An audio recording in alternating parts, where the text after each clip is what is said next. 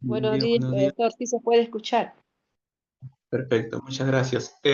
Bien, me presento. Mi nombre es André, licenciado en este caso encargado de la parte de fisioterapia respiratoria. Y básicamente eh, vamos a dar una clase muy metodológica. En la primera parte vamos a definir ciertos conceptos teóricos y aplicables dentro de la práctica clínica, entendiendo ciertos contextos. Y en la siguiente parte, buenos días Marta. Buenos días Diana. Y en la siguiente parte va a ser algo mucho más práctico y mucho más interactivo con la parte de ustedes y la participación de un paciente como tal. Bien, entonces, nosotros básicamente el día de hoy, 13 de septiembre, sábado, nos estamos reuniendo para poder identificar y poder entender esta parte muy interesante de la fisioterapia, ya que es un área que normalmente le podemos sacar mucho provecho. Bien, entonces la pregunta de la clase al final, siempre puntualizando ciertos aspectos porque de repente se nos va la hora. Y en alrededor de las 11 vamos a hacer una pequeña pausa de poco tiempo para un breve anuncio. ¿Listo? Entonces, si se escucha distorsionado o se escucha con poco volumen o de repente no se llega a escuchar, me avisan para yo poder estar al tanto. ¿Ok? Bien. Entonces, dentro de nosotros, cuando abordamos ciertos parámetros, abordamos ciertos conceptos o identificamos un problema en general, tenemos que entender que las diversas herramientas que podemos utilizar para abordar esa alteración o esa problemática va a incidir o se va a relacionar con una población en especial. Bien, entonces, la fisioterapia respiratoria básicamente se va a encargar de prevenir, ¿sí? Prevenir todo lo relacionado con estas enfermedades de carácter respiratorio, ¿sí? Que afectan a este sistema, ¿sí? Que ahorita vamos a explicar cómo se describe y estructuras anatómicas importantes, ¿ya? Por si necesitamos hacer algún tipo de repaso.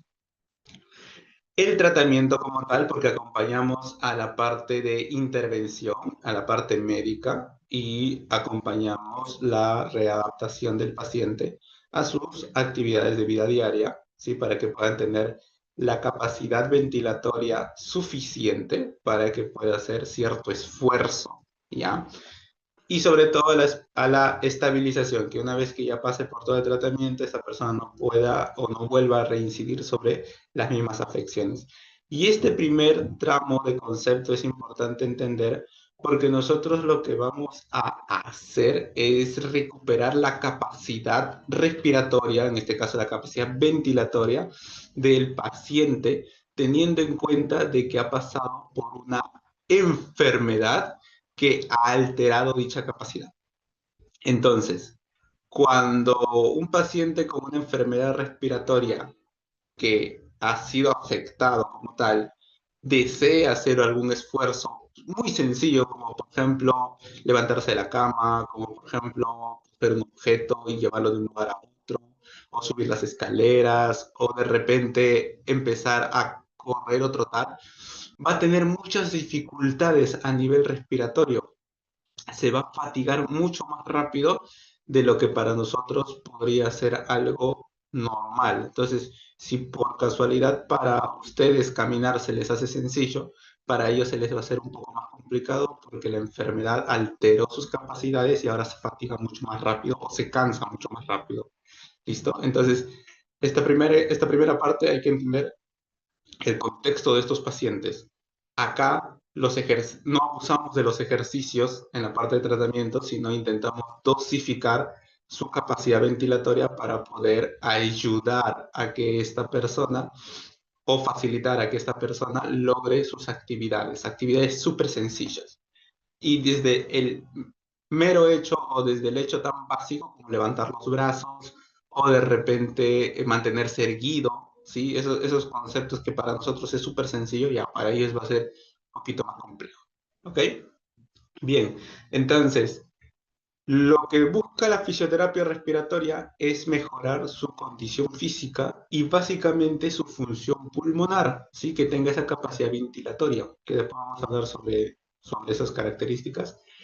Mejorar la facilitación de todas esas secreciones. Cuando hay una enfermedad de carácter respiratorio, es normal que en respuesta autónoma o en respuesta en defensa, ¿sí?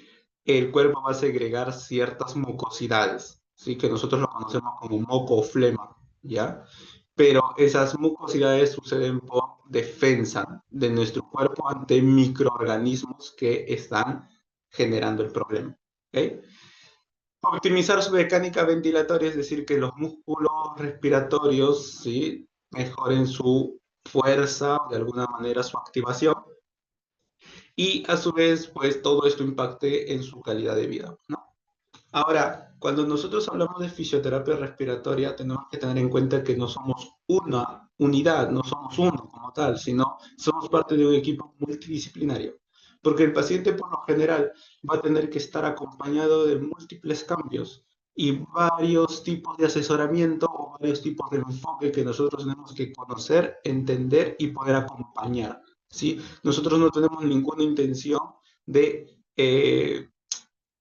alterar ciertos conceptos que le están llegando al paciente o de repente generar disturbios como que no, es que yo soy mejor y que no. Al final, todos trabajan en conjunto. Me refiero al médico, me refiero a la parte de enfermería, me refiero a la parte de fisio, me refiero a la parte de nutrición, me refiero a la parte de cuidado como tal, ¿sí?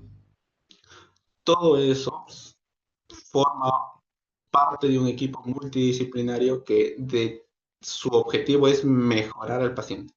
Entonces, no puede existir ningún elemento que genere algún tipo de disturbio o alteración con el paciente. Por ello debemos tener una buena comunicación y poder entender ciertos conceptos. Bien, entonces, lo que se busca, como se puede ver en las imágenes, es de que una actividad que es muy sencilla para el paciente se convierta en un objetivo o en una función a lograr, ¿sí? Entonces, desde sentarse y poder amarrarse los zapatos, desde sentarse y de repente llevar los brazos hacia adelante o desde caminar, nosotros lo consideramos como algo súper sencillo, porque estamos bien, ¿no? Pero en ello sí va a haber complicaciones para que lo pueda hacer. Bien, entonces, cuando nosotros nos enfocamos y podemos ver el contexto en general, ya no lo vemos particularmente, sino generalmente, lo que nosotros tenemos que entender que Perú no es ajeno a enfermedades respiratorias, hay enfermedades respiratorias por doquier, ¿sí? Y solamente en el Perú tenemos información muy importante sobre menores, ¿sí? De 5 años que también padecen estas enfermedades respiratorias con mucha mayor prevalencia o mucho mayor porcentaje, ¿sí? Y básicamente eh, considerar de que hay un alto índice de personas con enfermedades respiratorias crónicas, ¿ya? Y que estas enfermedades respiratorias crónicas tienen un alto índice de mortalidad, de no manejarse correctamente o de no ayudarse o simplemente dejar que la enfermedad lastime al paciente o básicamente quite sus funciones, va a provocar de que esta persona de alguna u otra manera fallezca, ¿ya? Entonces, nadie es indiferente a enfermedades respiratorias. Todos creo que hemos logrado en algún punto de nuestra vida escuchar que hay alguien en nuestra familia o dentro de nuestro círculo que tiene asma, que tiene bronquios, que tiene algún tipo de alergia, un resfriado, ¿sí? O sea, todo el mundo lo ha escuchado de alguna forma, pero hay que poder entender que va a afectar a todas las poblaciones en general, no discrimina, afecta a niños, afecta a bebés, afecta a personas con enfermedades de alto riesgo, personas adultas mayores o en condición de cuidados intensivos también, como se pudo ver en el 2020 con el tema del COVID, ¿sí? Que se necesitaban muchos fisioterapeutas en aquella época que se refieran a la parte respiratoria, ya que era una epidemia, ¿sí? Una pandemia que de alguna forma se tenía que controlar o manejar. que después ya aparecieron varias formas de manejarse y demás, porque al principio no se entendía el problema, pero afectó sin distinción a un montón de personas. No interesaba si eras rico, si eras pobre, si tenías tu casa terminada, si de repente tenías buena educación, si eras mayor de edad, menor de edad, atacaba a todo el mundo. Entonces, las enfermedades respiratorias, en ese sentido, son muy importantes de saber entenderlas y manejarlas también. ¿Ok? Bien, entonces, pasamos a un concepto muy importante, muy interesante, ¿sí? Es solamente algo básico como para que se pueda recordar lo que te enseñaron en el colegio o en anatomía, en la universidad o en la parte técnica, de repente algunos referidos sobre el sistema respiratorio. Y es que el sistema respiratorio se va a dividir en dos, en las vías aéreas superiores y las vías aéreas inferiores. Dentro de las vías aéreas superiores tenemos a esa cavidad nasal, a esa faringe, a esa laringe y llegamos hasta la tráquea. Hasta ahí son las vías superiores, ¿ya? Vías aéreas superiores. Cuando ya llega a la estructura donde se divide la tráquea, que se conoce como carina, nosotros nos inducimos sobre las vías aéreas inferiores, que ya vendría a ser parte de los bronquios, bronquiolos, en varias ramas, ¿no? Segundo, primer orden de bronquiolos, segundo orden, tercer orden, y llegamos a una estructura muy interesante que lo coloqué en la parte de abajo, que son los alveolos, que es el final del recorrido, básicamente, ¿ya? Que conforma todo lo que es el pulmón en general, ¿ok? Bien, conceptos súper sencillos que hay que entender. El pulmón tiene una capa membranosa que recubre a este órgano respiratorio. El pulmón tiene una capa llamada pleura, ¿ya? Entonces, el pulmón como tal, como órgano, es incapaz de doler. Eso ten en cuenta, el pulmón no duele. Lo que sí puede llegar a doler es la pleura, que sí está inervada, que sí le llega nervio, como tal, ¿ya? Entonces, cuando hay alteraciones o afecciones en la pleura, que es el tejido que recobra el pulmón, ahí sí el paciente podría presentar esa clásica sintomatología de dolor. Más no, el pulmón no duele por sí mismo, ya no le llega como tal conducción nerviosa de ese tipo. Bien, ahora, otro concepto también que tenemos que entender es que el pulmón va a estar dividido por lóbulos, ¿sí? Lóbulo, en el caso del lado derecho tiene tres lóbulos y en el caso del lado izquierdo tiene dos lóbulos, ¿sí? En el lado izquierdo tiene dos lóbulos por la presencia del corazón, ¿sí? Que ocupa un espacio prudente en la zona, y en el caso del pulmón derecho tiene tres lóbulos, superior, medio, inferior. En el caso del lóbulo derecho es superior, inferior, ¿sí? A nivel de la región entre la vértebra torácica número 2 y el ángulo superior interno de la escápula, ahí está la zona apical del pulmón, o sea, la zona superior. Mientras que a nivel del ángulo inferior de la escápula y altura de la vértebra T7, donde termina la escápula, ¿sí? Ahí está empieza la región basal y tienes hasta la altura de T8 aprox para que consideres toda esa región como parte del pulmón. Y esto es importante en la parte práctica para el manejo de secreciones para aplicar mis técnicas, ¿ya? Y por último, el último concepto que hay que conocer o entender es que si en el colegio alguna vez te mencionaron que el ser humano inhala oxígeno y exhala dióxido de carbono, ¿sí? O sea, respira cuando respira, la respiración tiene dos fases, inhalación cuando tomas el aire y exhalación cuando botas el aire, ¿ya? En la inhalación tomas oxígeno y en la exhalación botas dióxido de carbono o CO2. Esto sí ocurre, obviamente, pero va a ocurrir dentro de los alveolos, que son esas estructuras pequeñitas que son como racimos de uva que existen dentro del pulmón. Ya ahí se va a dar el intercambio gaseoso. Ahora, esto es importante porque hay algunas enfermedades que dañan a estos alveolos y pues obviamente van a generar un problema oxigenatorio de fondo, ya que es el cambio de oxígeno a dióxido de carbono. ¿Bien? Bien, perfecto. Entonces, lo que vamos a hacer ahora es pasar a describir ciertas enfermedades, las más comunes, para poder entender el comportamiento en la parte clínica y saber qué hacer o cómo manejarla de alguna forma, ya que para encontrar la solución de un problema primero tengo que entender el problema. ¿Ok?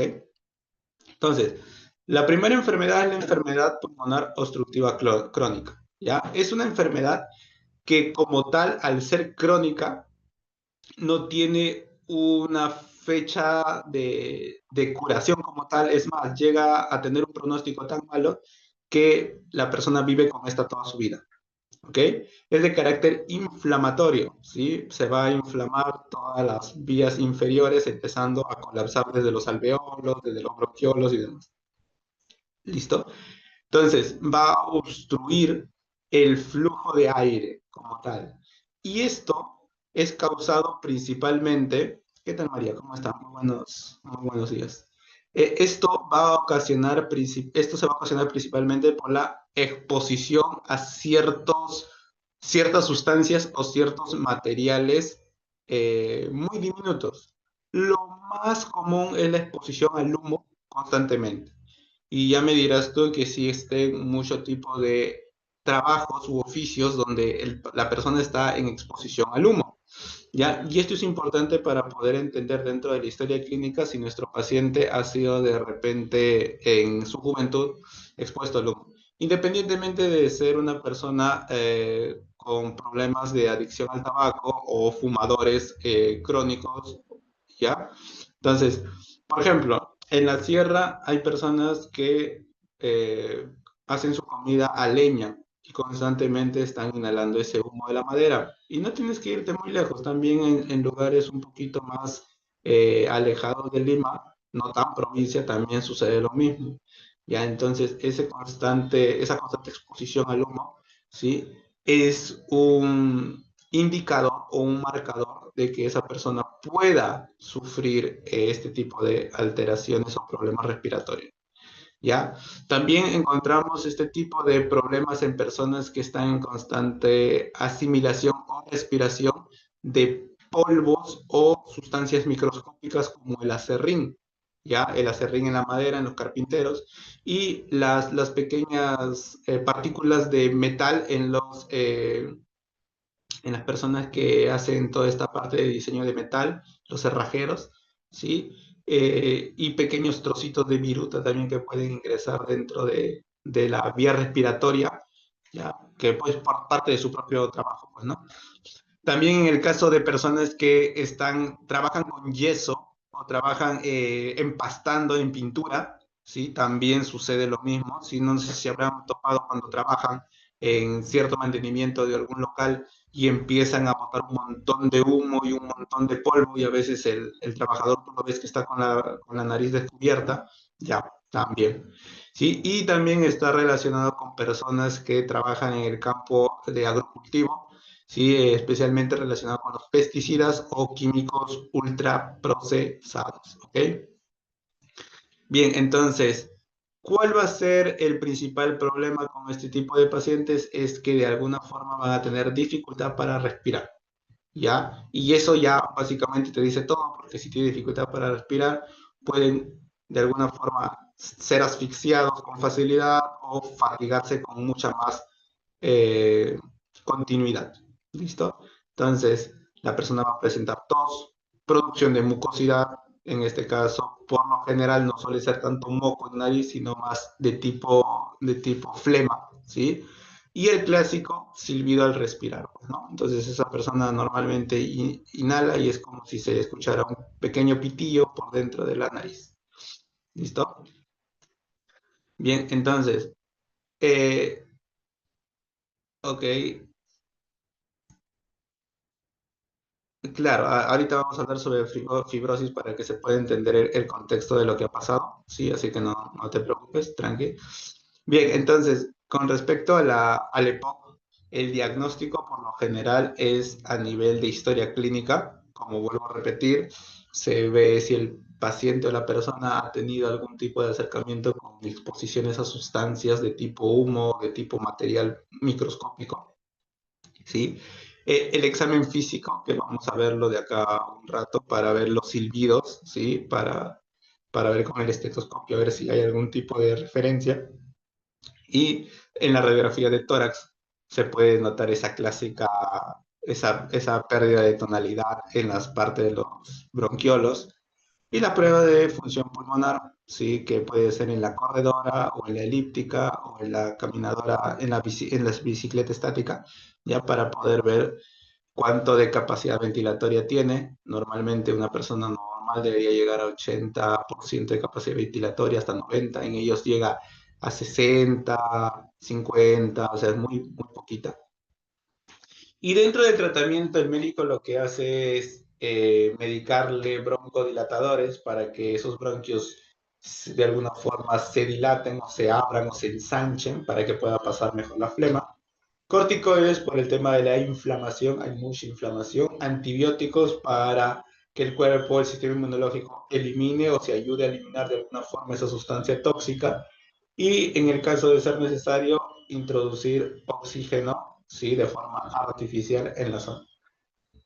Entonces, entender de que tiene un alto índice de muerte, aprox el 50%, es decir, que si tengo 10 personas con EPOC, 5 se van a morir, o 4 o 6 se pueden morir, ¿sí? Probabilidad. Y el diagnóstico como tal, ya cuando tiene el diagnóstico de EPOC, la esperanza de vida pues suele ser entre 10 a 8 o 9 años, pero se ha evidenciado personas en casos extraordinarios que tienen EPOC y pueden llegar a vivir hasta 15, 20 años más, pues, ¿no? Entonces son casos muy, muy excepcionales, ¿no?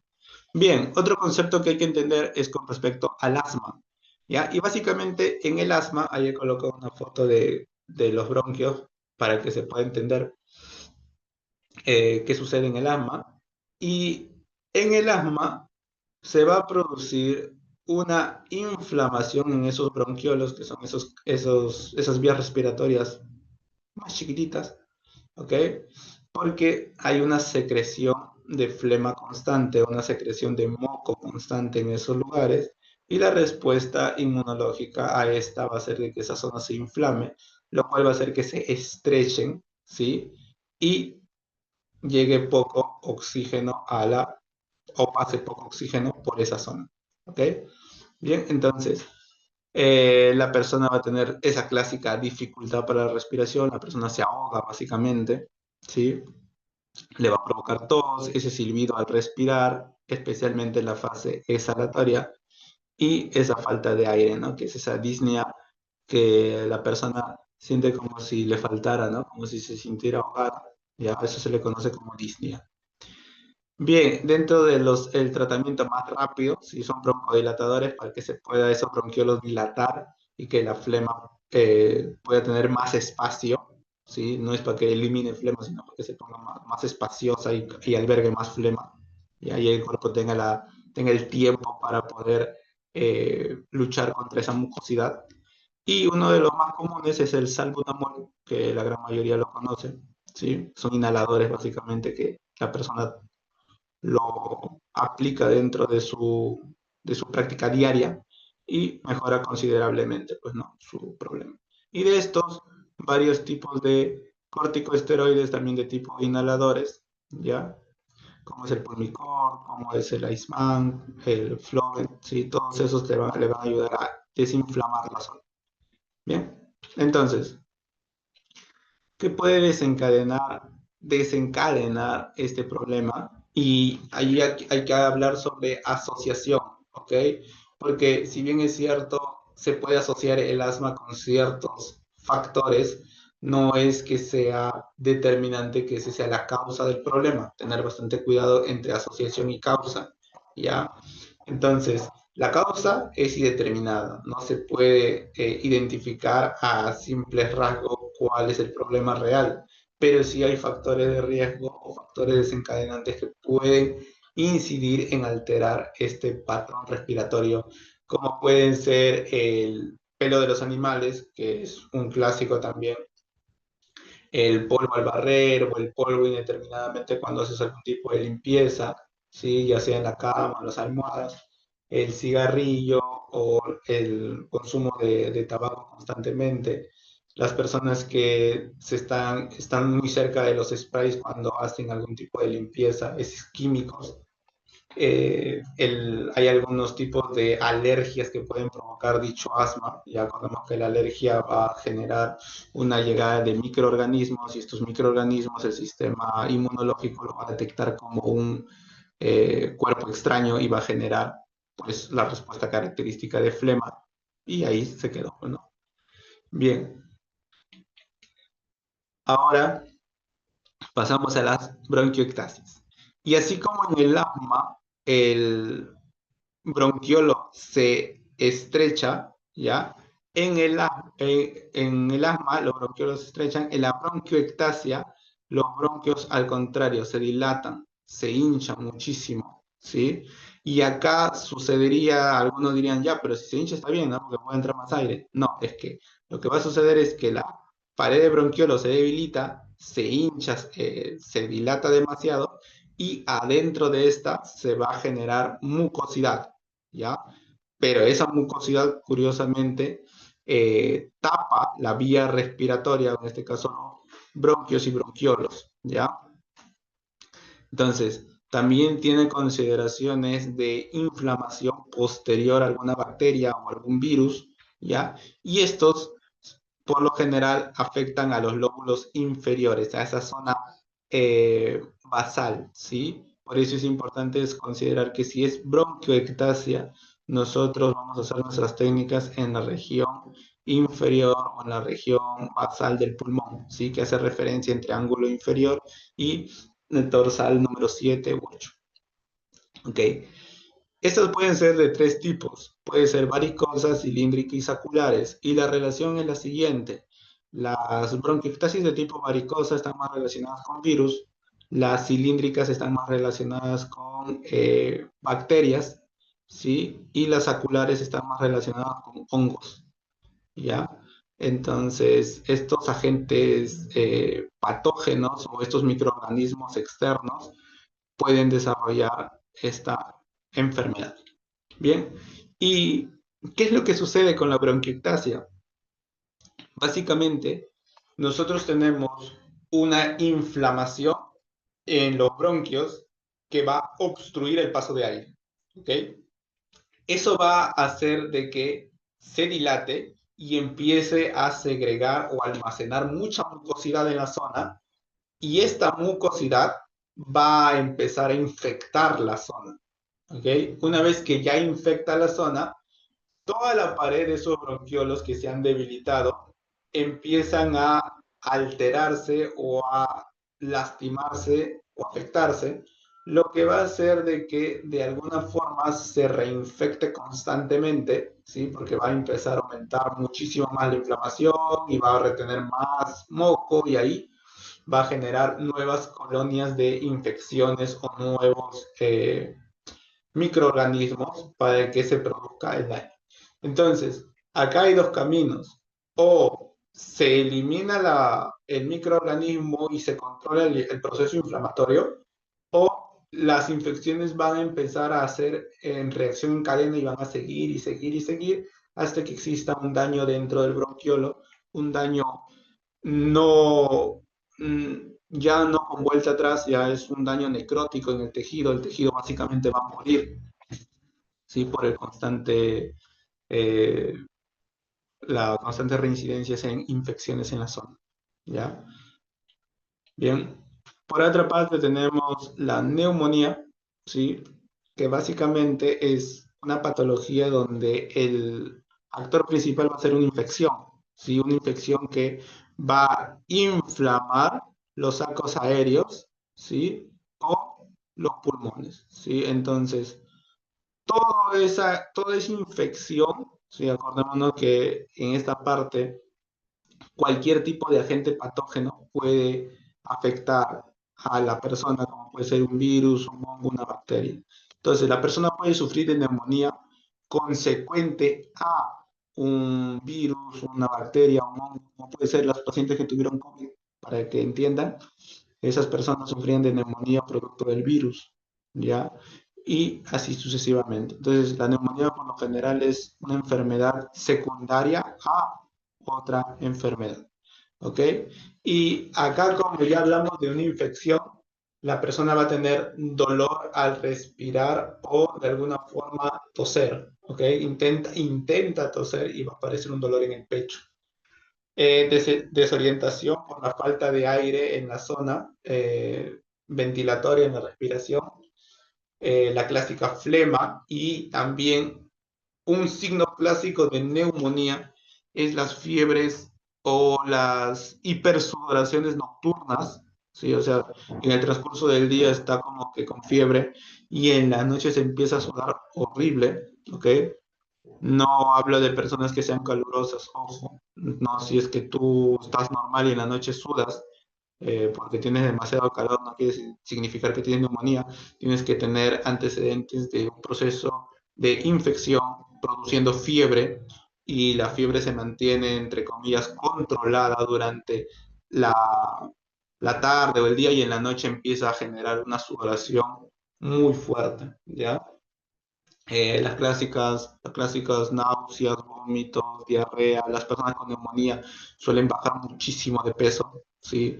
De lo que solían pesar en hombres 80 kilos, llegan a pesar hasta 50, 40 kilos, son muy delgaditos, ¿ok? Bien, ahora sí, en relación con la intervención de una de sus compañeras, vamos a hablar sobre fibrosis pulmonar. Y al igual que la neumonía, la fibrosis pulmonar va a ser la reacción o la respuesta de una enfermedad previa, ¿ok? Entonces, ¿qué va a suceder en la fibrosis pulmonar? Básicamente, el tejido del pulmón se ha dañado por una enfermedad y está produciendo cicatrices, ¿sí? Básicamente se está generando heridas o laceraciones dentro de los tejidos pulmonares, como puede ser principalmente dentro de los alvéolos pulmonares, ¿ya? Que es donde se va a dar el intercambio gaseoso, y también a nivel del pulmón, ¿sí? Entonces, este tipo de alteraciones lo que hace es de que ese pulmón se vuelva, para que se entienda, se vuelve un poco más rígido en el sentido de la inspiración y la expiración. Se vuelve más limitado cuando quiere expandir completamente su capacidad y cuando vuelve a su capacidad lo va a hacer de forma lenta. ¿Ok? Entonces, esto va a producir dificultad al respirar, pero quiero que se entienda de que la fibrosis pulmonar es la consecuencia de una enfermedad anterior, previo, principalmente relacionado con el EPOC, ¿ya? Pero también existe un tipo de fibrosis pulmonar que es idiopática, que no tiene una razón de ser, que simplemente sucede, ¿sí? No hay causa aparente, pero sigue las mismas características de ser crónico. Es decir, que la persona ya pues, convive con esta enfermedad, básicamente. ¿Listo? Entonces, la persona presenta los mismos síntomas, pero también hay que considerarse de que te puede confundir con otras patologías, ¿ya? Como por ejemplo con el asma, que puede haber esa sensación de falta de aire, la presión en el pecho, en el asma y esa tos, ¿ya? En el EPOC hay también esa sensación de fatiga, ¿ok? Pero la opresión en el pecho no se percibe, lo que sí existe es tos y secreción de moco. Y cuando hay pacientes con insuficiencia cardíaca, la persona, porque el tema respiratorio también se relaciona con el tema cardíaco, hoy día nos vamos a centrar solo en respiratorio, ¿ok? Hay esa falta de aliento y esa fatiga. Sin embargo, la fibrosis pulmonar idiopática te va a presentar sensación de fatiga, ¿sí? Como que te falta el aire, ¿ok? Te va a dar esa sensación de opresión en el pecho, esa clásica tos, y también va a haber falta de aliento o esa falta de inhalación, inspiración, perdón, y la fatiga clásica. Entonces, Esos síntomas te permiten tener un poquito más de conceptos relacionados a la fibrosis idiopática y principalmente en este caso afecta un poquito más a mujeres. El diagnóstico, al menos el 50% de diagnósticos tienen que llevar un control mucho más amplio. No puedo diagnosticar de golpe, tiene fibrosis pulmonar idiopática, sino que necesitan controles para yo poder determinar si existe como tal un daño, y acá se va a valer en la parte de neumología de múltiples pruebas para diagnosticar en este caso con esto, ¿ya? Y finalmente, pacientes superiores a los 65 años, por lo general, no quiero decir que a jóvenes no le dé, también le puede dar, pero principalmente a personas mayores de edad, con antecedentes de ser fumadores o estar relacionados con enfermedades respiratorias crónicas. ¿Ok? Bien, pero si nosotros nos ponemos a hablar sobre todas las enfermedades pulmonares que existen, nos vamos a ir todo el día y no va a ver cuándo acaba. Entonces, yo he agarrado 20 enfermedades, ¿sí? En esta parte puedes tomarle screenshot a la tabla que se ha creado para que puedas entender características clínicas muy importantes de cómo poder abordar a ese paciente o qué manejo necesita en cada enfermedad. ¿Ok? Entonces, los criterios básicamente es primero entender la restricción, a qué nivel lo provoca la enfermedad, si es una enfermedad que se va a curar en poco tiempo, es una enfermedad aguda. Si se va a curar en un mediado tiempo, entre 2 meses a 6 meses, es una enfermedad subaguda. Y si es una enfermedad crónica, supera los 4, 5, 6 meses y se va muchísimo más tiempo. ¿Ok? En el caso de que sea ventilatoria, es porque el problema sucede principalmente a nivel de vías respiratorias superiores, y a nivel que sea oxigenatoria sucede en vías respiratorias inferiores, especialmente en alveolos, ¿ya? A ver, si es reversible o no es reversible, también se va a considerar si la persona tiene algún tipo de evolución o si ya nos abstenemos a solamente darle calidad de vida, si es de carácter inflamatoria o infecciosa y si sucede dentro del pulmón o fuera del pulmón. Entonces, yo he presentado 20 enfermedades y con estas características yo voy a poder tratarlas o voy a poder manejarlas. ¿Por qué? Más o menos se van a leer de esta forma. Si el paciente tuviera asma, es de carácter obstructivo. ¿Por qué es de carácter obstructivo? Porque la persona se va a llenar de flema y básicamente no va a permitir que pase aire por esos bronquiolos, perdón. Es de carácter crónico porque convive contigo toda tu vida. Si alguna vez dijiste, no, es que me tomé guión con pasas, un extracto de guión con pasas o un extracto de rana y me curó el asma, déjame decirte que lo único que hizo es quitar los síntomas. Tarde o temprano van a pasar 20, 30, 40 años, capaz falleces y nunca te das cuenta, pero vuelve a aparecer con el paso de los años. ¿Ok? Eh, es de carácter ventilatorio porque no sucede en ese intercambio de gases, ¿sí? Sino sucede a nivel de bronquiolos. ¿Ok?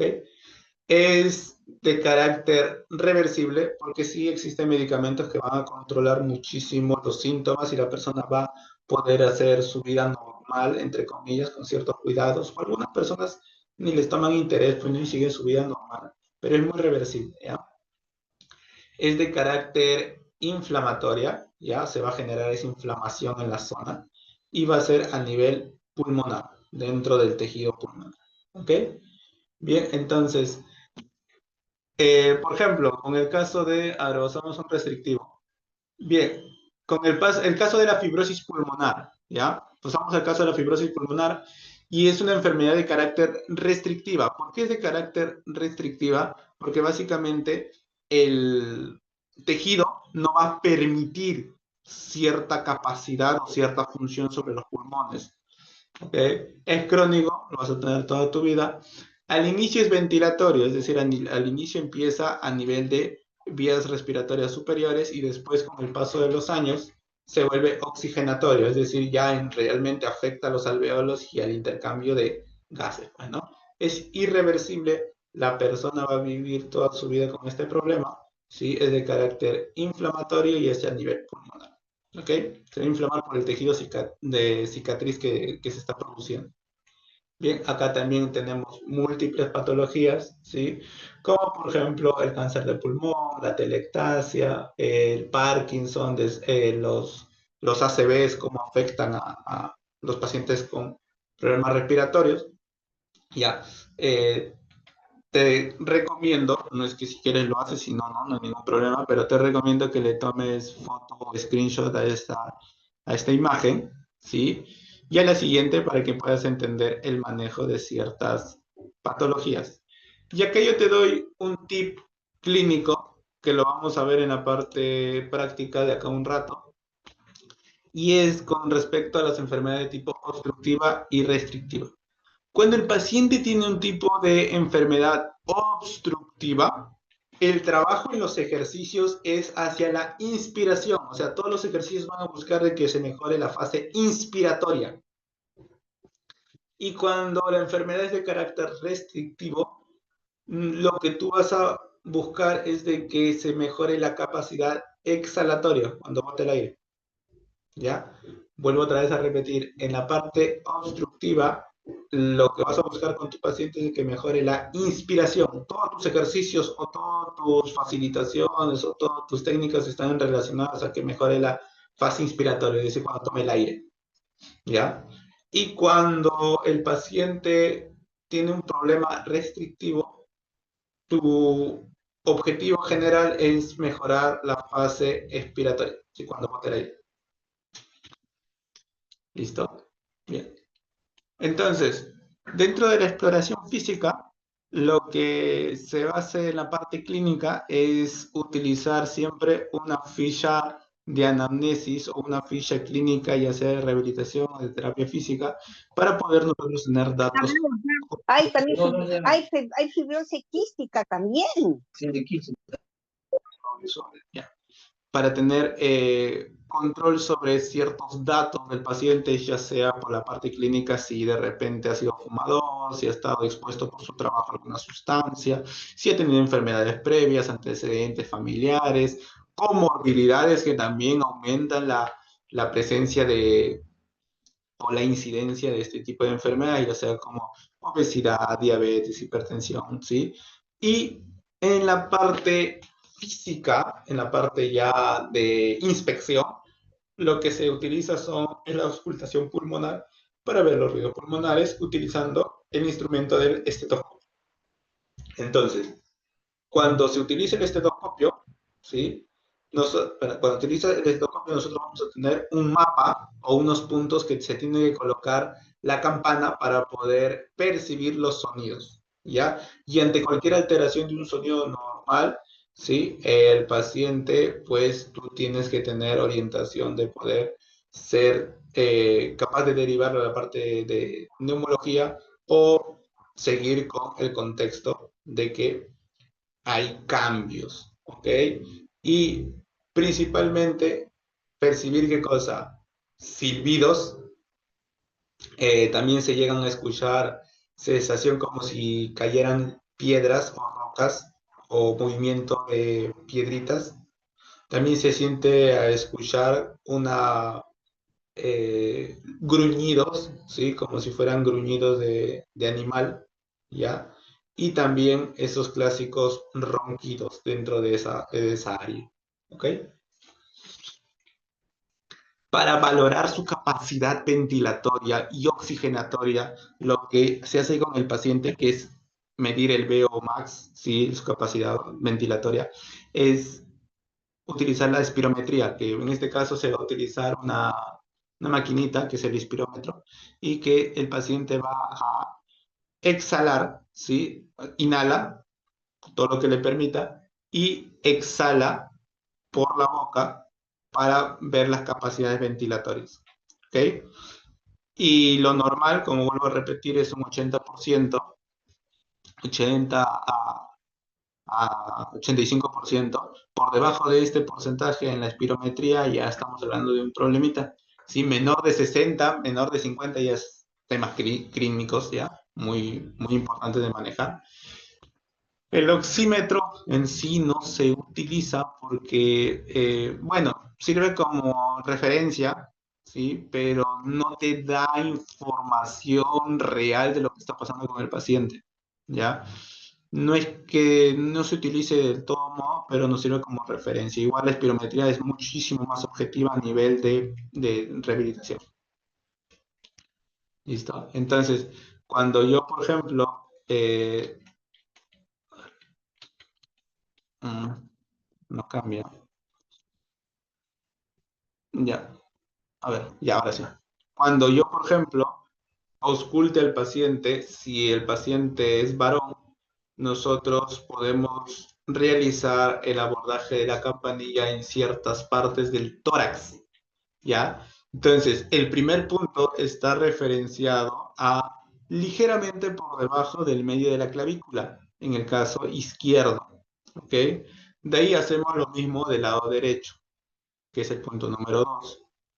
En ese lado derecho bajamos a un dedo por debajo entre segunda costilla y tercera costilla y valoramos cómo está el sonido ahí y lo mismo repetimos del otro lado. Seguimos bajando entre cuarta y quinta costilla, ¿sí? A un dedo por debajo y lo mismo hacemos del otro lado y finalizamos al menos esa parte de costillas superiores, ¿sí? O costillas, como quieran llamarle, costillas verdaderas, donde ahí va a existir movimiento como tal, a nivel de séptima costilla, ¿ya? Entre sexta y séptima costilla. De ahí para abordar a las costillas falsas, nos vamos ligeramente por la parte lateral, posterolateral, de la fibra del pectoral mayor, y ahí nos ubicamos sobre el punto 9, ¿ok? Que es un poquito al costado de la tetilla, más o menos, a 2 dedos o un dedo pulgar. Y de ahí repetimos lo mismo en el otro lado, y de ahí simplemente bajamos a la región de costillas entre 9 y 10, ¿ya? Costilla 9 y 10, para nosotros valorar si existe algún tipo de ruido. La misma lógica lo hacemos desde el lado posterior, ¿ya? Y nuestra referencia es a nivel de la espina de la escápula, ¿sí? A un dedo por encima de la espina de la escápula derecha, y de ahí nos vamos hacia el lado izquierdo. Bajamos a la misma espina de la escápula, ¿sí? Y de ahí nos vamos hacia el lado derecho, ¿ok? La misma lógica, bajamos a nivel de la parte de la mitad de la escápula, ¿sí? En la parte 5 y de ahí nos vamos hacia la izquierda y ahí vamos bajando. ¿Ok?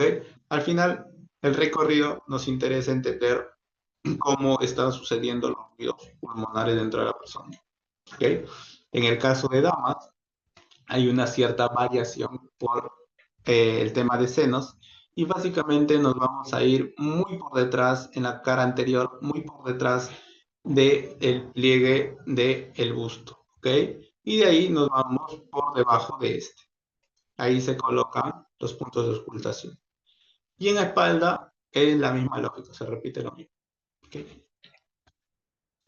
Bien, ahora lo que se va a hacer es una pequeña descripción de algunas de las técnicas más frecuentes de manejo de secreciones. ¿Ya? Y lo que se va a considerar en punto número 1 es la percusión, ¿ok? Que es una técnica que básicamente se hacen pequeños golpecitos con la mano cóncava, ¿sí? En zonas que yo les voy a ir enseñando, ¿ok? Se busca hacer entre 7 a 8 repeticiones en la zona, dejar un espacio y pasar al otro, ¿ok? Principalmente en la región apical o en la región basal. Ya saben de qué depende que yo lo aplique en la región apical y en la región basal, ¿ok? Principal objetivo, eliminar secreciones o mucosidad por la vía oral. La persona va a sentir la sensación como que de arrojar o botar flema, ¿ya? Después tenemos las técnicas de vibraciones, donde vamos a oscilar sobre la zona donde hemos hecho la percusión, sí que es otra alternativa. Lo podemos hacer con el paciente de costado, el paciente boca arriba o el paciente netamente sentado, ¿sí? Y tenemos que estar ahí 20 a 30 segundos. La ventaja es que lo puedes hacer tanto por la región posterior como por la región anterior. Y si se te hace dificultoso, o bueno, sirve igual, pero no podrías tener la capacidad de hacer vibración, se puede utilizar una pistola masajeadora o una pistola de percusión con el cabezal plano para poder generar el efecto de vibración 20 segundos. ¿Okay? Igual, el mismo objetivo es eliminar las secreciones y la mucosidad por vía oral y nasal. ¿Okay? Una técnica de compresión, donde es una técnica asistida, donde al paciente le vas a pedir que inhale profundo y cuando exhale, bote el aire, ligeramente comprimes las costillas número 9 y 10, ¿sí? Lentamente hacia ti. Es muy chiquito, no es con la intención de golpear nada o presionar nada, ¿sí? Y facilitas esa fase exhalatoria, esa fase de eliminación. La persona va a tener igual la sensación de botar o eliminar secreciones. Respiración forzada, ¿sí? Que es una técnica asistida, activa o netamente activa, que es explicarle al paciente que va a inhalar aire y cuando exhale lleva el peso de los hombros hacia abajo mientras bota completamente el aire.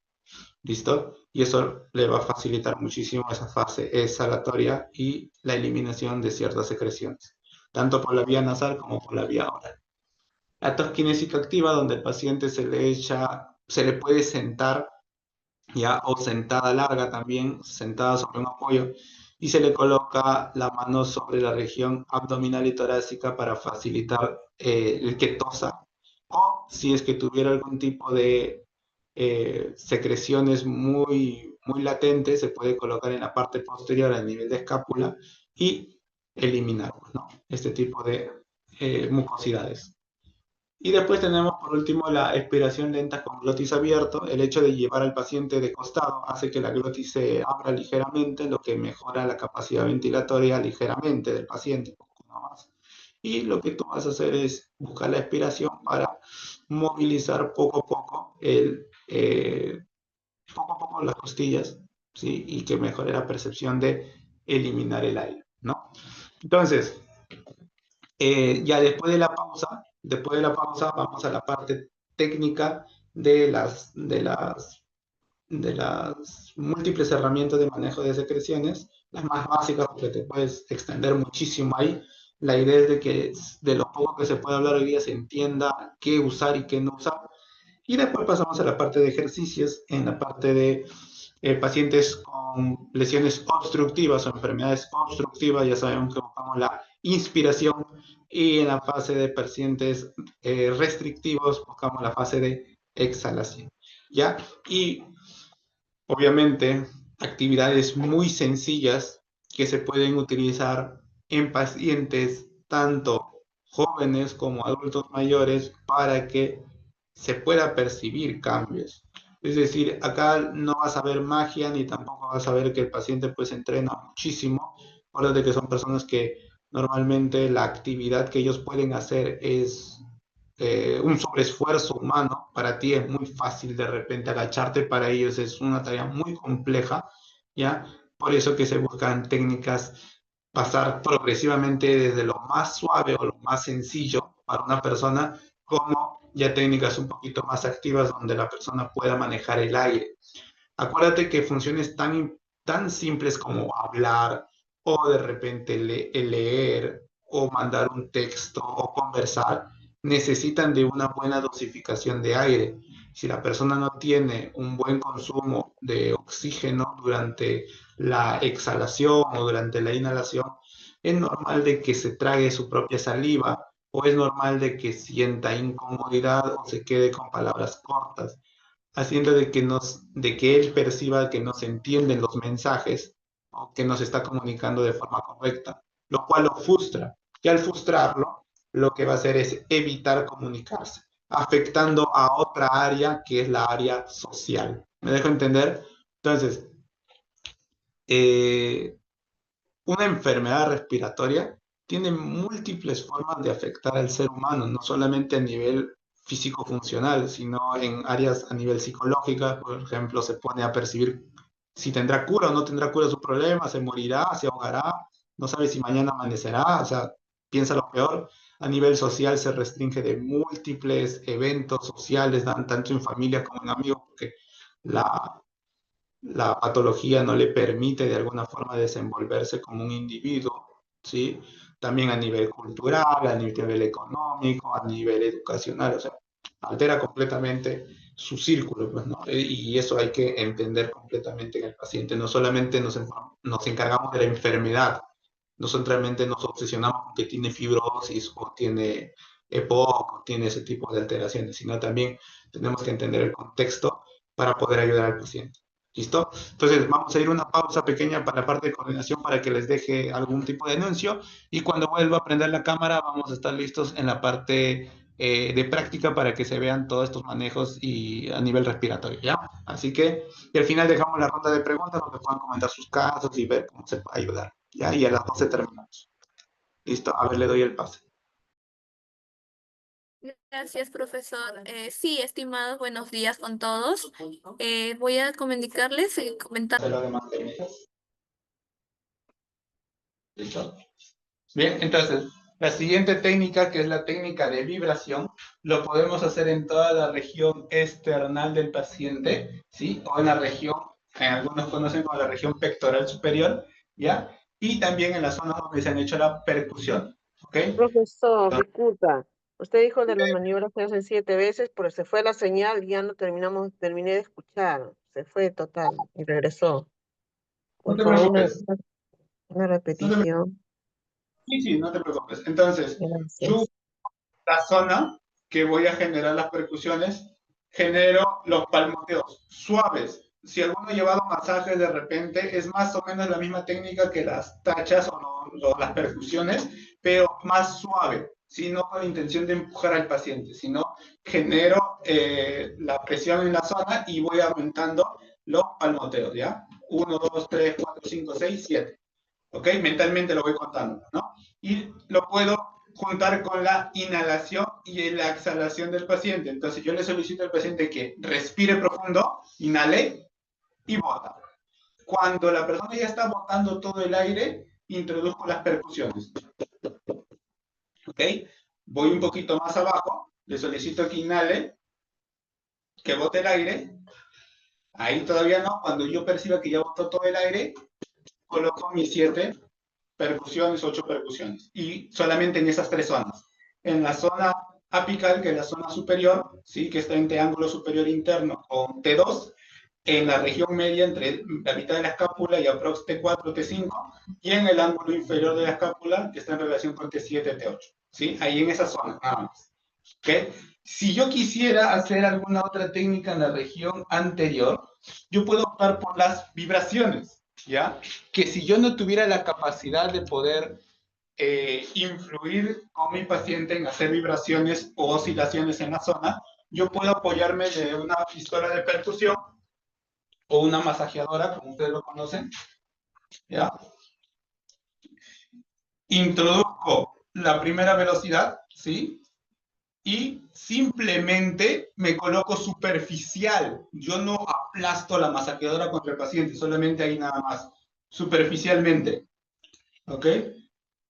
Y voy llevando hacia las zonas donde está generando la molestia. Y la misma lógica lo puedo hacer en la parte donde ya hice las percusiones y mantenerme ahí entre 20 a 30 segundos. ¿Ok? Me mantengo. Puedo generar oscilaciones o moverlo un poco, pero con la intención de ir graduando la percepción de presión, que el paciente no sienta que le presiona demasiado o que le molesta, ¿ya? Y me quedo ahí. Y después bajo un poquito más, me quedo 20 a 30 segundos y voy cambiando, ¿sí? Lo puedo hacer conjunto con las percusiones, no hay ningún problema, ¿ya? Y también, obviamente, lo puedo hacer con el paciente echado de costado, ¿ya? Después la siguiente técnica que tenemos es la técnica de compresión, ¿sí? Donde yo, al menos la parte de terapia, va a agarrar al paciente por una entrada posterior. El paciente va a llevar su mano, le vas a indicar al paciente que coloque su mano a nivel de costillas, ¿sí? Que pueda percibir sus costillas. y tú vas a colocar tus manos encima de la mano del paciente. Entonces, una vez ahí, se le solicita al paciente que inhale profundo y cuando bote el aire, bota todo el aire, en esa última fase de exhalación, ingresa un poco de presión y suelta. Inhala profundo, bota el aire y ingresa un poco de presión y suelta. ¿Ok? No es una presión que le quite el aire o que le provoque dolor al paciente, sino es una presión sobre las manos del paciente para que pueda percibir que las costillas pueden moverse un poquito más y eliminar poco a poco esa secreción, ¿ya? Después tenemos la expiración forzada, ¿ok? Que corresponde a, igual de la misma forma, una entrada posterior. Y acá la parte asistida, o la parte de ustedes donde le van a enseñar al paciente, es a nivel de hombros. Y acá ustedes van a guiar la inhalación y la exhalación.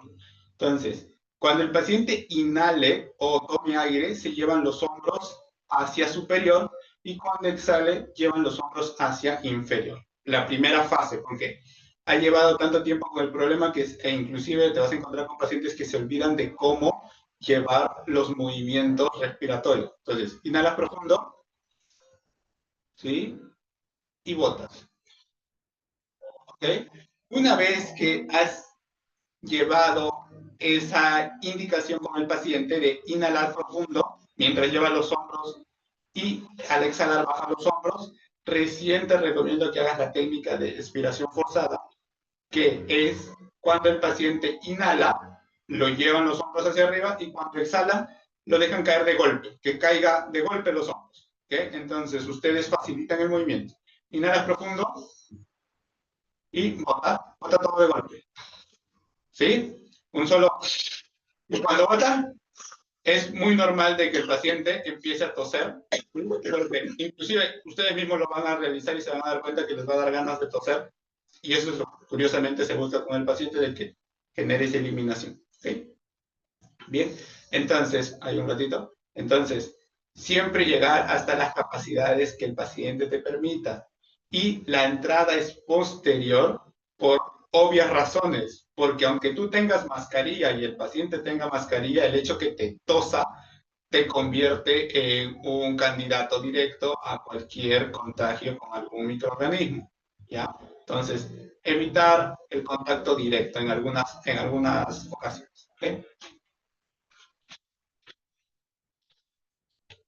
Bien, después tenemos la tos kinésica, ¿ok? Y en lo personal, yo lo hago desde la parte posterior, ¿ya? Pero también se hace desde la parte anterior. Entonces, lo que se busca en esta primera fase, ¿sí? Es ubicar la región diafragmática del paciente, es decir, tomas la región por debajo de la apófisis sifoides o la región por debajo de ese esternón, ¿sí? Por la parte de adelante, colocas tu mano y tu otra mano fija el pecho, ¿ok? Fija el pecho y se le solicita al paciente que genere o que tosa, ¿ya? Que genere el tosido, y lo que vas a producir, van a hacer ustedes es un pequeño esfuerzo, un pequeño peso sobre la zona, ¿ya? Entonces, tomo acá y genero una presión hacia mí, ligeramente. Entonces, tose por favor. Ok, perfecto.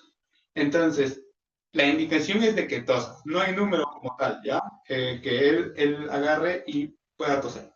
Ahora, si no quieres estar en la parte anterior, puedes estar a nivel de escápula y lo que tú vas a hacer es colocar tu mano en forma de L hacia abajo, como queriendo ingresar en el ángulo superior interno de la escápula, y la otra mano, la misma lógica, en el ángulo inferior, ¿sí? Y una vez ahí, lo que ustedes van a hacer es generar una especie de presión hacia adelante, levemente, y solicitarle al paciente de que genere su tosido, ¿ok? Listo, ¿ok? Básicamente, lo que tú estás haciendo con este tipo de actividad es generar fuerza para que el paciente pueda toser con mayor cantidad de veces o mayor intensidad, generando ese arrancamiento o esa secreción de flemas, ¿ya? E indicado para personas que no tienen mucha fuerza a nivel de el alto ser, ¿ya? Ahora te vas a echar de costado tu cabecita acá, mirando hacia allá, por favor. Sí, échate de costadito. ¿Listo? Perfecto. Siempre considerar con el paciente cuando se eche de costado para tener mayor estabilidad con tu paciente. La indicación es que las rodillas estén flexionadas, como en posición fetal. Puede inclusive la rodilla superior, si es un tema de comodidad, mantenerse en extensión, no hay ningún problema, pero en lo personal te recomiendo que esté semiflexionadas ambas para evitar que el paciente se balancee o hacia adelante o hacia atrás. ¿Ok? Una vez ahí, el paciente tiene el brazo, está cargando la cabeza, ¿ok? El brazo izquierdo en este caso, y el brazo derecho básicamente tiene dos opciones. O se coloca a nivel del mismo antebrazo contrario y se deja caer, o se le puede decir al paciente que lo lleve hacia adelante. No hay ningún problema. ¿Ok? Ahora, la mano dominante, ¿ya? Se va a encargar de estar a nivel del músculo diafragma, o para que algunos tengan la referencia, como por debajo de la región de la apófisis sifoides, ¿ok? Desde la región lateral contraria, es decir, ingreso un poquito con este vacío, ¿ok? Pero a la altura del diafragma del paciente voy palpando la apófisis sifoides. Y lo que voy a hacer es lo siguiente. Le voy a solicitar al paciente, todavía no lo hago, le voy a solicitar al paciente que inhale, y cuando exhale, yo voy a buscar llevar esta mano de acá, ¿sí? Esta mano derecha la voy a intentar empujar hacia arriba, ¿sí? Y la mano que está sobre costillas la voy a intentar empujar hacia adelante. Lo que va a permitir de que la glotis, ¿sí? Que es ese cartílago que va a permitir el paso de aire correctamente, empiece a abrirse poco a poco y que pueda respirar muchísimo mejor. Entonces, estamos acá. Le solicito al paciente que inhale profundo y botas. Sí, ahí. Listo. Inhala profundo y botas. Ok, listo. Quiero que se entienda que la mano de acá, su objetivo es fijar y de que se lleva ligeramente hacia ti, mientras que la mano que está sobre costillas va buscando esa rotación de tronco hacia el lado donde está su brazo colgando. Ya, chiquito nada más, no necesitas tanto. Ya, esto es para darle mayor percepción del cambio de presión a nivel de glotis. Bien, ahora voy a necesitar que te sientes, por favor.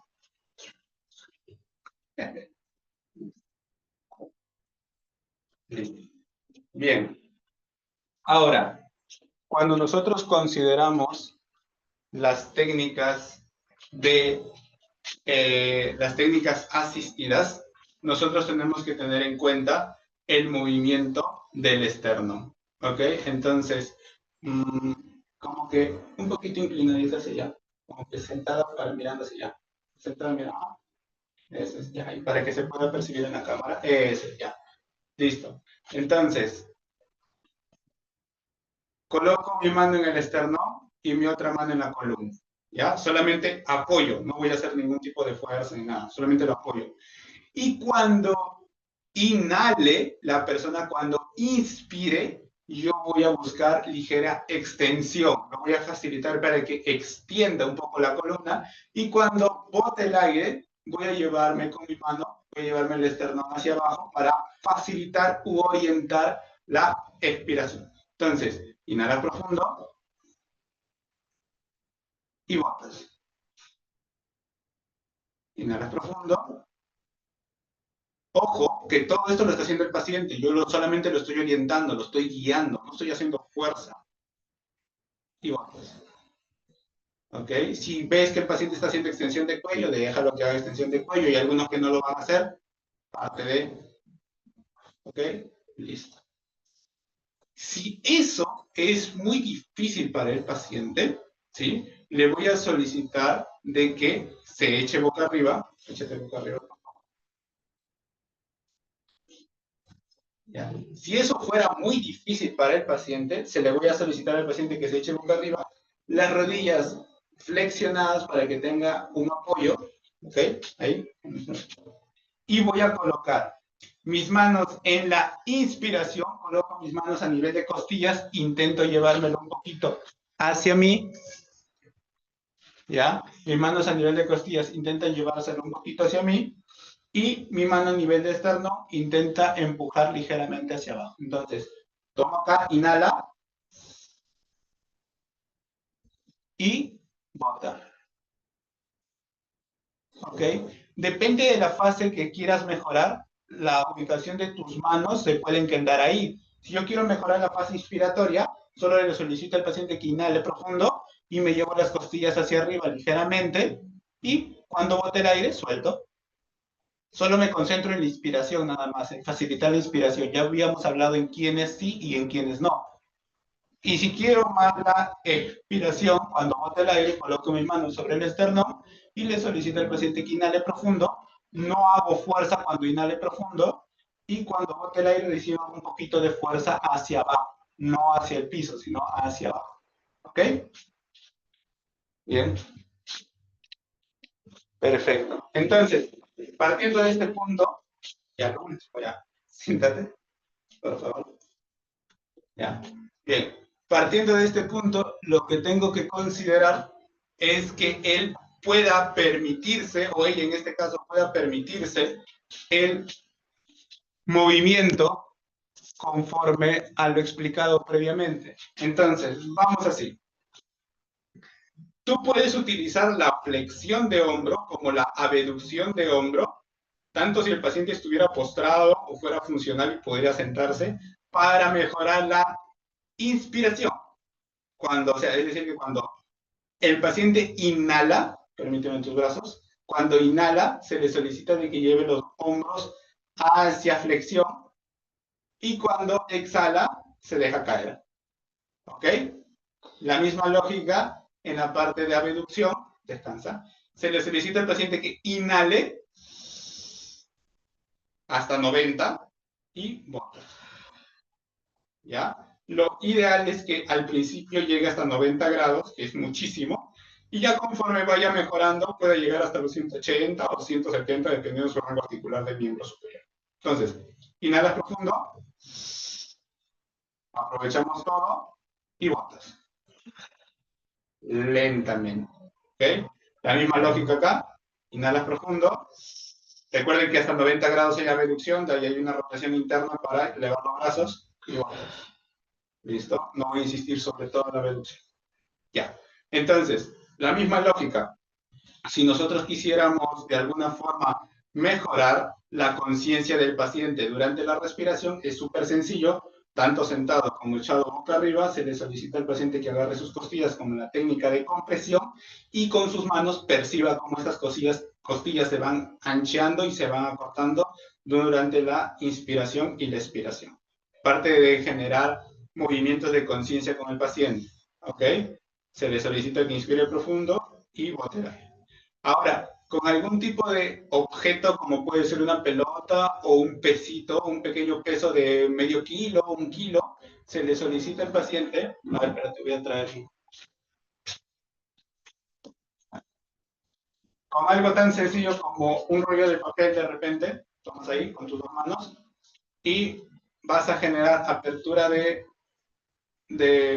hombros, sí, flexión de codo, y se le va a solicitar al paciente que inhale profundo, y cuando bote el aire, sí, lo llevas allá.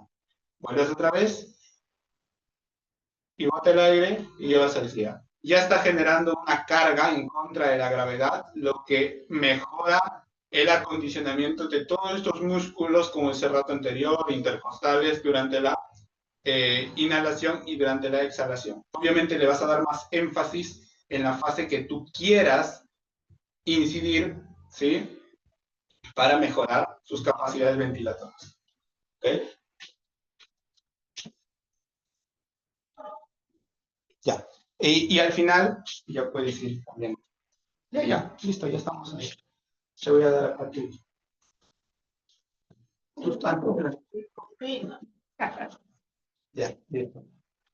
Bien, ya sí. Ahí está cargado. Ya, entonces,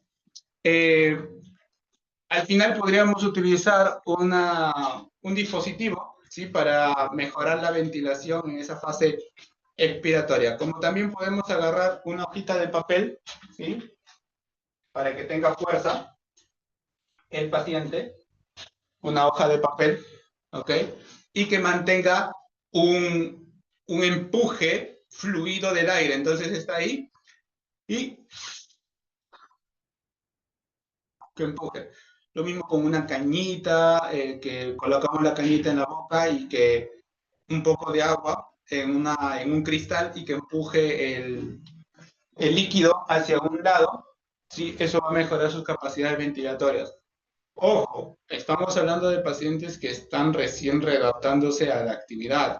Posterior a ello, igual sí se mantiene un trabajo constante con ellos para que puedan mejorar no solamente su capacidad ventilatoria, sino también mejorar ciertos criterios clínicos como pueden ser hacer esfuerzo o hablar o mantener una conversación sin que se trabe o no se le entienda. ¿Ya? Entonces, eh, en la actualidad no nos encerramos tanto en la enfermedad como tal, ¿sí? Porque eso dentro del equipo multidisciplinario le interesa más al médico. Nosotros tenemos que entender la enfermedad, sí, pero para saber qué limitaciones está provocando con el paciente. Entonces, en la actualidad, en el año 2025, en todas las áreas, no solamente en fisioterapia respiratoria, me refiero a todas las áreas de abordaje, el tratamiento es centralizado en el paciente. Va a depender mucho el objetivo del paciente, qué es lo que quiera lograr o cómo se va a intentar mejorar su condición del paciente. Para ello nosotros vamos a utilizar la mejor estrategia de recuperación y eso va a depender de la necesidad del paciente, ¿ok? Va a depender del objetivo del paciente. Entonces, yo puedo irme por la parte asistencial, me puedo ir por la parte de ejercicios o la parte de ventilación, pero buscando siempre orientarlo a una actividad para que de alguna forma el paciente se relacione con el problema y pueda apoyar no solamente en la terapia, sino cuando llegue a casa o tenga algún tipo de motivación para seguir con sus terapias. Son terapias largas, es de mucho tiempo mejorar la capacidad ventilatoria de una persona y es muy fácil que si no se vincula el paciente con un objetivo, una motivación, lo más probable es que lo deje a mitad o cuando se siente un poquito mejor, ¿ya? Entender que lo más importante es darle responsabilidad, ¿sí? A los familiares o al paciente sobre su condición.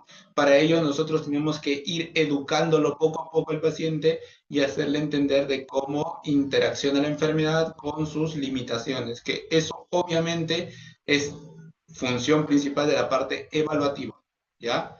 Y buscar siempre la mayor efectividad con el tratamiento. Entonces, al principio, los criterios de mejoría del paciente son evidentes, pero conforme vaya avanzando con tu terapia, te vas a ir dando cuenta de que hay que tener que ir cambiando o ir adaptando, mejor dicho, ¿sí? Poco a poco mediante las necesidades.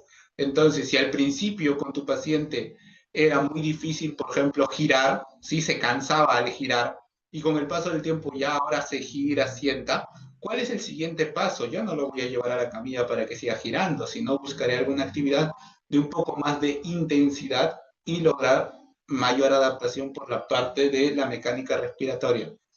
Sin técnicas de estimación, yo no me enamoro de ninguna técnica, de ningún método, de ningún...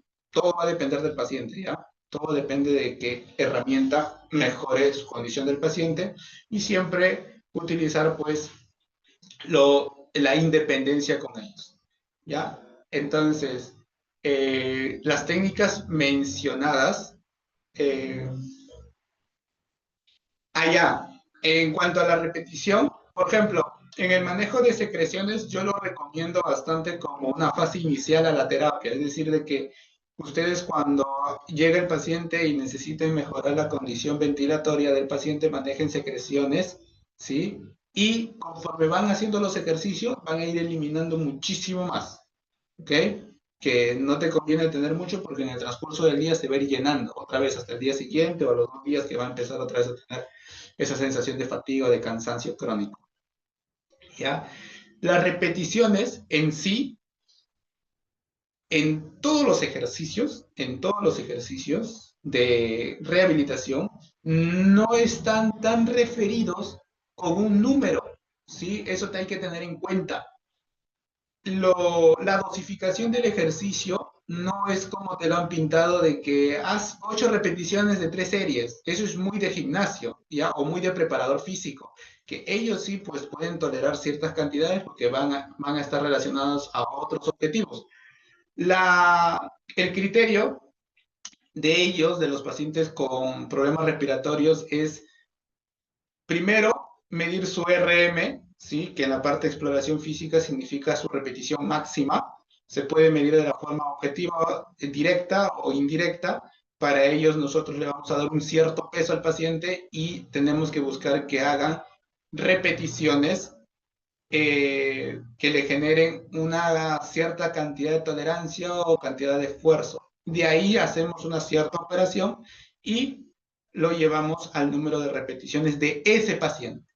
Ahora, si tú no quieres hacer nada de esa operación, ni nada de esos temas matemáticos, ni nada, otro concepto para saber hasta dónde puedes repetir con tu paciente es cuando tú veas que la persona cambia el movimiento. Entonces, por ejemplo, ¿no? Para que se entienda esta parte del ejercicio, si tú, por ejemplo, le estás pidiendo al paciente que abra los brazos, ¿sí? Y el objetivo es que llegue a 90 grados, y tú ves que en la segunda, tercera repetición ya está acá, y en la cuarta sucede lo siguiente, ahí, ¿sí? No llega a los 90, intenta hacerlo, pero llega hasta la mitad o hasta 80, ahí se acabó las repeticiones del paciente. Ese es lo máximo que puede dar el paciente en condiciones normales, sin que se fatigue. Me dejo entender, ya posterior a ello se genera un esfuerzo. Y sucede con la gran mayoría de lesiones, ¿ah? Normalmente hacemos el clásico 3x10, pero ¿qué pasa? Que en algunos es muy poco, pues son deportistas, y en otros es demasiado, principalmente en adultos mayores, pues no están acostumbrados, le produce dolor, es más, ¿ya? Entonces hay que tener consideraciones para poder dosificar el ejercicio, y una de ellas son las que se habían mencionado. ¿Listo? Bien, ahora, ya teniendo en cuenta lo mencionado en la parte de fisioterapia respiratoria, vamos a pasar a responder algunas preguntas que han dejado en el transcurso de la clase, ¿sí? Y me voy a movilizar a la silla para poder que se entienda mejor un poquito, y se pueden dejar ahí sus preguntas también. A ver.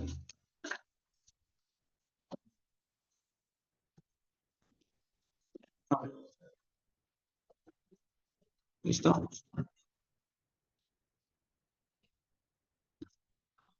Vamos a ver qué han dejado por acá. Vamos a explicar.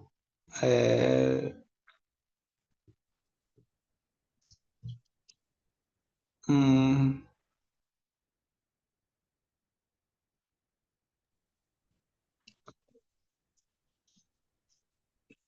claro. A ver, nos dice Diana Lao sobre que el 25% de los afectados de secuela post-COVID, cuando hacen algún tipo de actividad, les falta oxígeno. Ya. Ahora, es importante considerar bastante, entender el problema, ¿sí? Pero también considerar muchísimo más, entender qué vamos a hacer sobre el problema. Entonces, cuando una persona se cansa, ¿sí? Le falta oxígeno, nosotros tenemos que entender las dos versiones. O puede ser restrictivo o puede ser obstructivo. Si es obstructivo, mejorar la capacidad de las actividades en cuanto a la inspiración. O sea, cuando toma el aire, va poco a poco inhalando, y la exhalación no te interesa mucho, ¿sí? Que sea controlada más que todo. Y cuando es restrictivo, la persona normalmente va a llevar la exhalación como parte del tratamiento principal. Entonces, esa fatiga tiene que responder a un tipo de problema, ¿sí? Porque acordémonos de que el COVID, al ser un virus, tiene ciertas relaciones o ciertas interacciones con otras enfermedades, como el caso de la neumonía. ¿Ya? Bien. Una persona nos dice, Rosario, sobre si una persona que tiene fibrosis en un 50%, ¿cuál sería la mejor técnica de respiración para ella? Y considerar de que es un tema restrictivo. Por ende, a ti te interesa más la expiración, o sea, cuando bote el aire. Entonces, posiblemente los mejores ejercicios estén relacionados a la exhalación. Entonces, que inhale normal, ¿sí? Que inhale normal, y en la exhalación, cuando bote el aire, que cargue un peso, por ejemplo, adelante de 2 kilos, 1 kilo, y lo mantenga durante toda la exhalación. Suelta el peso sobre la mesa, inhala profundo, y cuando bote el aire, levanta ligeramente el peso y lo mantiene ahí durante toda la expiración. ¿Sí? Entonces, darle cargas sobre cierta actividad expiratoria va a mejorar esa capacidad ventilatoria y también muchísimo el tema de la restricción. ¿Ya? Lo que nosotros no llegamos a entender es de que las capacidades de cada persona son diferentes y por ende el tratamiento va a tener que ser adaptado a las cargas necesarias de dicha persona. No es lo mismo una persona con fibrosis pulmonar en una persona súper sedentaria que toda su vida ha sido oficinista o ama de casa, no, oficinista ya, un oficinista o un taxista que ha sido fumador de repente y ha tenido una fibrosis pulmonar, y adaptarlo a su contexto de actividad física es mucho más difícil que a una persona que toda su vida ha hecho ejercicio, tuvo una neumonía, ¿sí? Colapsó ciertas estructuras, se alteró el problema y tuvo una fibrosis idiopática sin razón aparente, y ellos van a tener muchísima más tolerancia al ejercicio. Entonces, tengo que considerar criterios sobre las cargas que pueda yo ir adaptando y el esfuerzo que pueda ir haciendo. ¿Ya? Explicar exactamente cómo puede realizar el pirómetro es para un familiar que desea salud. Ya. Entonces, ¿dónde está? Ok. En espirometría, Nelly, lo que hacemos es, número uno, la máquina ya está prediseñada para darte un porcentaje del VO max, ¿sí? Que es la ventilación máxima, ventilación oxigenatoria máxima del paciente. Lo ideal es que esté en 80% hacia arriba, ¿sí? Que en personas de alta élite o deportistas de alta intensidad suele llegar hasta 90, hasta 92 inclusive, ¿ya? Y si está por debajo de estos valores, de 80 a 50, yo considero que tiene un problema oxigenatorio de fondo. Primero entender los valores. Ya por debajo de 50 ya esa persona tiene que estar en UCI con ventilación mecánica y demás. Pero entre 50 y 80 es el margen donde la persona tiene problemas de respiración, pero normalmente se puede manejar o se puede considerar los ejercicios. ¿Ya? Entonces, se le solicita al paciente con un pequeño ganchito, ¿sí? Cerrar la parte de la nariz para que no ingrese nada de oxígeno por la parte de la nariz, y se coloca el émbolo o el tubito o la fase de entrada en la boca, ¿ya? Y se le solicita al paciente generar la expiración con toda su fuerza, ¿ya? Pues es la espirometría, o sea, lo que valora es la expiración, cuando bote el aire, ¿ya? Para ver si hay algún tipo de restricción y demás. Entonces, bote el aire y ahí va a salir la medición de los valores clínicos, que va a depender obviamente del dispositivo, ¿no? ¿Ya? Entonces, para hacerlo más sencillo, inhala, que inhale profundo, cierras con un ganchito, algunos lo hacen también con un parche, también lo cierran esta parte, ya, le colocas el dispositivo en la boca y cuando bote, que bote con toda la fuerza que es posible, ¿ok? Como si fuera de golpe. Y ahí van a salir las mediciones. A ver, Janet nos pregunta, ¿hay edad límite para realizar las maniobras mínimo y máximo? Normalmente, cuando tú haces, entiendo que las maniobras, las técnicas de secreciones, a eso te refieres, para botar la flema. Si es así, como tal, no es una edad, sino la condición del paciente. Y obviamente no voy a aplicar percusión en un paciente que ha sido postrado y que esté con fragilidad extrema, lo que yo voy a buscar es de repente irme a técnicas como vibraciones que son muchísimo más sencillas y mucho más prácticas para el paciente. ¿Ya? Por ejemplo, elimino la compresión, ya que ya no hacemos compresión sobre costillas, sino que podemos utilizar la otra técnica de expiración forzada, que el paciente se le solicita que apoye de los hombros para elevar durante la inspiración y bota el aire durante la exhalación o la expiración. ¿Listo? Ahora, como mínimo y máximo, eso va a depender del tiempo que le estés dedicando. Normalmente el tiempo aproximado que se le dedica a las técnicas de manejo de secreciones son 20 minutos, partiendo de ese promedio puede ser de 15 a 30, dependiendo cómo lo manejes. Ahora, te digo desde ya, las técnicas presentadas en este taller o este seminario o esta parte introductoria de fisioterapia respiratoria no son todas. Hay más de 62 descritas, o sea, hay un montón que puedes permitirte manejar las secreciones. Pero se presentan estas como para que yo pueda tener entendimiento de cómo hacer estas técnicas, ¿sí? Y cuál es el objetivo de ellas, que discierne mucho con otro tipo de áreas en fisioterapia, como a nivel neurológico o a nivel traumatológico, ¿sí? Tiene completamente otro contexto, ¿ok? Pero el mínimo y el máximo va a depender de la capacidad del paciente. El mismo te lo va a decir el paciente. ¿Ya?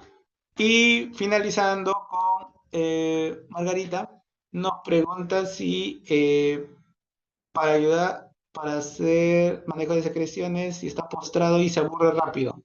Ya, cuando el paciente, acá creo que sí me voy a ir regular tiempo, pero lo que puedo comentar sobre aquellos pacientes que están postrados en general es de que la gran mayoría de ellos, el objetivo cuando el paciente está postrado no es tanto enfocarse en una actividad, sino que él pueda, aunque sea, girar, ¿ya? Entonces, con que la persona pueda girar o puedas motivarlo al giro, facilitar el giro como tal, ese va a ser tu ejercicio. Entonces, lo que nosotros consideramos como que subir y bajar escaleras es ejercicio, o como de repente levantar los brazos, ¿no? Con cierto peso es ejercicio, o mantener un peso por mucho tiempo es un ejercicio. Por lo general, ellos que están postrados, el máximo objetivo es que gire, ¿ya? Y para que gire, necesita de una estructura muy importante que no hemos hablado de la parte muscular porque si no nos vamos a ir muy lejos, pero también tiene mucha relación, y es el core abdominal, esta faja abdominal. Y esta faja abdominal va a responder a ciertas cargas por miembros inferiores y miembros superiores. Entonces, ponte que yo esté postrado, ¿no? Estoy echado boca arriba y puedo colocar un objeto, que en este caso puede ser un papel, ¿ya? Que puede ser también una pelota y demás. Se le solicita al paciente que agarre esa pelota y el terapeuta coloca su otra mano para hacer contrapeso, ¿sí? O sea, el paciente intenta hacer esto de acá, empujar hacia adelante, y la parte del terapeuta empieza a empujar como hacia el paciente. Entonces, tampoco el terapeuta utiliza más fuerza de la que debe, solamente es una fuerza para resistir el movimiento. Entonces, igual como el ejercicio que hicimos con la paciente donde agarraba un objeto y botaba el aire, ya. Entonces agarra la pelota, está echado y que empuje. Entonces se le solicita que inhale profundo y cuando bota el aire, ¿sí? Va empujando. ¿Ok? Inhala el aire y va empujando. Lo mismo con pies. Los pies un poquito flexionados y que cuando pise, ¿sí? Inhala profundo y cuando bote el aire, vaya pisando. ¿Ok? Contra la camilla o contra algún objeto, una pelota. Las técnicas que más se utilizan con el paciente para el manejo de secreciones, cuando está postrado, boca arriba, es la tos kinésica activa, que empieza a tener fuerza para toser mientras se le coloca algún pesito sobre la región diafragmática o la región torácica. Y también lo que se hace bastante con ellos, cuando ya puede girar o se le gira ligeramente con ayuda de almohadas, se le hace la expiración expiración forzada con glotis abierto, ¿ya? La técnica que les había mencionado para el manejo de secreción.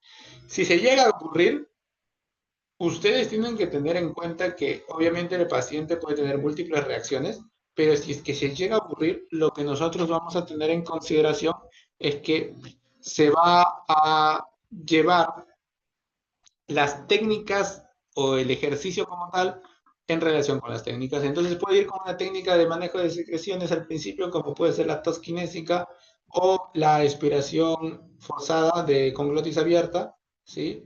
Presión lenta con glotis abierta. Y lo que vamos a buscar ahí es de que el paciente realice el manejo de secreciones, lo llevamos al ejercicio, se aburre el ejercicio, hacemos otra técnica y así, vamos cambiando, ¿ya? Y siempre darle un objetivo. Normalmente el paciente, ya sea cualquiera, sea hasta deportivo, se aburre porque no le das un objetivo a lograr o no te relaciones mucho con las necesidades del paciente, ¿ya? Entonces, tener bastante consideración con ello. Y también en los pacientes UCI o en los pacientes post alguna cirugía cardíaca donde se quedan en postrado, lo único que se busca es de que maneje la ventilación con el movimiento de brazos y piernas, ya no te ensimismes o no te obsesiones con la idea de que va a ser pesas o va a ser un montón de cosas, no. Solamente con que inhale profundo y si su lesión es obstructiva, te enfocas en la inspiración, o sea, inhala y lleva el brazo hacia arriba, ¿ya? Y si fuera expiratoria, el problema es restrictivo, entonces inhala profundo y cuando botas, que empuje algo, ¿no? ¿Ya? Y eso básicamente al principio.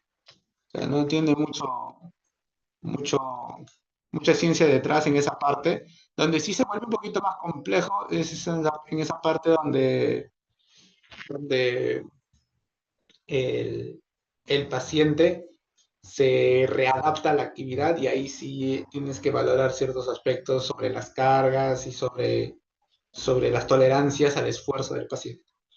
Ya, a ver, nos dice Diana sobre cuando cuando termina de realizar las técnicas respiratorias se puede dar líquidos. Te recomiendo de que le des por poco, ¿sí? Sorbos nada más. ¿Ya? ¿Por qué? Porque se puede ahogar. Es decir, que si tú le das de golpe agua y él está en la fase de botar flema, ¿sí? Se puede ahogar. Entonces, ya cuando haya pasado un tiempo prudente después de las técnicas y haya hecho ejercicio, normalmente se le da de poco a poco agua. Ya a los pacientes respiratorios, el agua no está contraindicada, está bien, inclusive toman soluciones para poder hidratarse de mejor forma, pero es de poco a poco, no es de golpe. Porque inclusive tú para tomar el agua, el control que tienes sobre la glotis, sobre el cartílago, es muy funcional, es muy rápido. En ellos no, en ellos se altera muchísimo. Entonces van a tener mayor probabilidad de ahogarse, poquito a poquito. ¿Ya? A ver, ¿qué dice por acá, Mari? Yo he tenido un episodio en una noche que al respirar me dolía el pecho y espalda, hice un movimiento de brazos y me pasaba, pero igual el dolor permanecía en el brazo izquierdo. Hay que tener mucho cuidado con el tema del corazón, ¿ya? Los problemas nocturnos, para que se entienda, el cuerpo cuando llega a pasar por la noche, pasa por un ciclo circadiano, ¿sí? Que es un círculo de autorregulación por parte de tu cuerpo. Y si es un dolor nocturno que solamente apareció en la noche, ¿sí? Sin razón alguna, te recomiendo que te hagas ver con el cardiólogo primero para eh, poder descartar algún tipo de alteraciones a nivel del corazón. Ya te está avisando posiblemente que existe algún tipo de problema, pero de repente relacionado con malos hábitos, ya sea el tema de dormir, el tema de alguna sustancia, puede ser, no sé, es muy volátil la información, ¿sí? Pero netamente con un tema respiratorio no lo veo, ¿sí? La dificultad de respirar también puede ser provocado por un tema cardíaco, entonces ahí tener bastante cuidado, ¿ya? Bien, para terminar estos dos, porque si no ya me quedo acá hasta el almuerzo, ¿ya?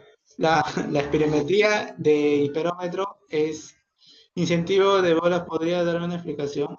Ya. Normalmente el espirómetro valora esa capacidad de expiración en personas con alteraciones restrictivas, ¿sí? Y básicamente la gran mayoría de enfermedades que te provocan fatiga son de este carácter. Mientras que los de tipo obstructivo se mide con el espirómetro, ya que es otro artefacto que también valora esas capacidades. Por eso, ya una vez que entiendas un poquito mejor el contexto, existen ciertos valores que hay que considerar y uno de los más comunes es el volumen oxigenatorio máximo que puede proporcionar el paciente, que se ve más en el espirómetro. ¿Ya? Ahora, no te entiendo exactamente con la parte de incentivo de bolas. A ver, me comenta por favor Javier, ¿ya? Mientras tanto voy pasando con Lourdes. Eh, para la movilización de secreciones en bebés de 11 meses. El manejo de niños con temas de secreciones, ya para terminar, nos quedan 2 minutos, y principalmente el tema de percusiones suaves en la zona, muy suavecito. Vibraciones también se pueden hacer. Y en bebés buscar el reflejo de toser, ya que es otra técnica donde nosotros introducimos ligeramente motivamos ese reflejo de ahogamiento. El paciente tiene que estar semi sentado o sentadito, ¿eh? No puede estar echado boca arriba. Y utilizamos una paleta o un palo de chupete y lo introducimos cerca de la base de la lengua, cerca, con la intención de generar el reflejo de toser, como que de ahogarse. Y nosotros lo que buscamos es pasar ligeramente a una flexión de tronco para que tenga esa capacidad, ¿no? ¿Ya? Hay otra técnica que es un poquito más agresiva, donde al niño se le lleva hacia max, se le echa boca arriba, se le hace el mismo reflujo y se le hace de cabeza contra el piso, se le hace que se le busca extensión de cuello y que bote la flema. Pero es manejo clínico, o sea, no se va a hacer con todos. Igual, de todos modos, en fisioterapia existen metodologías que ya están un poquito desfasadas, un poquito antiguas, por eso siempre se busca la actualización. Listo, chicos, sin más, para quitarle su tiempo, nos quedamos con esta partecita de que todos los tratamientos es centralizado en el paciente y de que la gran mayoría de patologías se pueden controlar si entendemos el problema realmente. Bien, sin más que decir, les deseo un bonito fin de semana, que la pasen muy bien. Gracias por su atención y éxitos en todo lo que se proponga. Listo, chicos, nos vemos, nos vemos. Gracias, doctor. Gracias, muchas gracias. Muchas Listo, gracias. listo. Listo. Bendiciones, bendiciones para todos. Y nos vemos en otra oportunidad o en otra ocasión. Listo, listo. Nos vemos, nos vemos. Gracias, gracias.